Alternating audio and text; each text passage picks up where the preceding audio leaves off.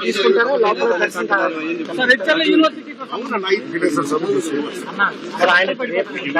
వెళ్తున్నారు. యూనివర్సిటీకి సంబంధించి అన్ని మతాలను మనం గౌరవించాలి. చర్చికి వెళ్తే వాళ్ళ విధి విధానాలు నేను పాటిస్తాను. మసీదుకి వెళ్తే వాళ్ళ విధి విధానాలు నేను పాటిస్తాను. గుడికి వెళ్తే విధి విధానాలు పాటిస్తాను. కొన్ని వాళ్ళ విధి విధానాల్లో సంతకాలు పెట్టాలి, కింద కూర్చోవాలని, వాళ్ళ పైన కూర్చోవాలని, మహిళలు ఒక సైడ్ కూర్చోవాలంటారు. అవన్నీ మనం గౌరవిస్తూ పాటిస్తాం.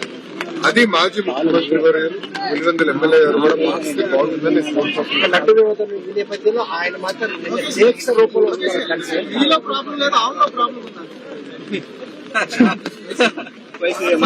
మాజీ స్పీకర్ ఆవుకు పోషకాహార లోపం ఉంది, అందుకనే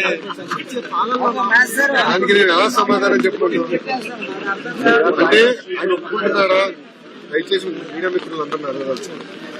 అదే మాజీ స్పీకర్ గారు ఒప్పుకుంటున్నారా కల్తీ జరిగిందని సూటిగా ప్రశ్నిస్తున్నాను.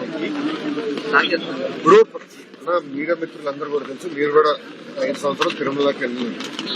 పాదయాత్రలో ఎవరు కలిసినా నాణ్యత లేదు, లడ్డు పాడైపోతుంది, భోజనం సరిగా లేదు, అసలు టీటీడీ విధి విధానాలు సరిగా లేదు.